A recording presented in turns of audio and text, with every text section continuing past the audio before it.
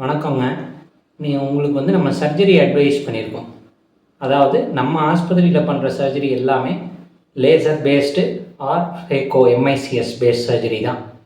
எல்லாமே பெயின்லெஸ், வலி கிடையாது, ஊசி கிடையாது, ரத்தம் வராது, தண்ணியிலேயே கரைச்சிட்டு உள்ளே நம்ம லென்ஸ் வச்சுருவோம். பண்ணுறதுக்கு ஒரு 5 நிமிஷம் தான் ஆகும். இதில் ஒரு முக்கியமான விஷயங்கள் ப்ரீ ஆப்ரேட்டிவ் மெடிகேஷன். அதாவது நம்ம ஆப்ரேஷன் பண்ணுறதுக்கு முன்னாடி நீங்கள் என்னென்ன மருந்துகள் போடணும் அப்படின்றது தான் ரொம்ப முக்கியமான விஷயம். இதில் மெயினாக ஒரு டேப்லெட், அதாவது அது ஓஃப்ளாக்ஸின்கிற மருந்து. இந்த மருந்துங்கிறது ஒரு ஆன்டிபயாட்டிக். ஸோ இந்த மருந்து மட்டும்தான் கண்ணுக்குள்ளே கூட போய் நமக்கு தூய்மையை கொடுக்கும். ஸோ நார்மலாக ஒரு 1 டே ஆர் 2 டேஸ் முன்னாடி ஆரம்பித்தா போதும். இன்றைக்கே ஆப்ரேஷன் பண்ணிக்கிறோன்னா இந்த டேப்லெட்டை ஆப்ரேஷனுக்கு ஒரு 2 ஹவர்ஸ் முன்னாடி நம்ம எடுத்துக்கிடணும். இது ஒன்று. இதுக்கு எந்தவித சைடு எஃபெக்டும் பெரும்பாலும் கிடையாது. யாருக்காவது ஃப்ளூரோக்வினலோன் அப்படிங்கிறதுக்கு சைடு எஃபெக்டோ ஏதாவது முன்னாடி ப்ராப்ளமோ இருந்திருந்தால் அவங்க இந்த மாத்திரையை எடுத்துக்க வேண்டாம். சப்போஸ் கிட்னி ப்ராப்ளம் இருக்குது, நீங்கள் எந்த மாத்திரையும் எடுக்க வேண்டாங்க.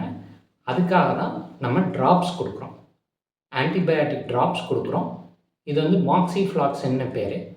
இந்த ட்ராப்ஸ் ஒரு நாளைக்கு 4 வேளை அப்ளை பண்ணணும். சர்ஜரி பண்ணுற அன்றைக்காக இருந்தால் 1 மணி நேரத்துக்கு ஒரு முறை, ஒரு 2 முறை நம்ம இதை அப்ளை பண்ணிவிட்டு நம்ம ஆப்ரேஷன் செய்வோம். இதுதான் மெயினான ப்ரீ ஆப்ரேட்டிவ் மெடிகேஷன்ஸ். நீங்கள் வரும்போது நல்லா தலை குளிச்சுட்டு, முடிஞ்சால் அப்படி இல்லைன்னா நல்லா குளிச்சுட்டு, அதாவது துவைக்கப்பட்ட ஒரு தூய்மையான ஆடையை உடுத்திட்டு நீங்கள் ஆப்ரேஷனுக்கு வரணும். ஏன்னால் கிளென்லினஸ் தான் இதில் ரொம்ப முக்கியம். எத்தனை பெரிய கண்ணாக இருந்தாலும் ஒரு சொட்டு போதுங்க.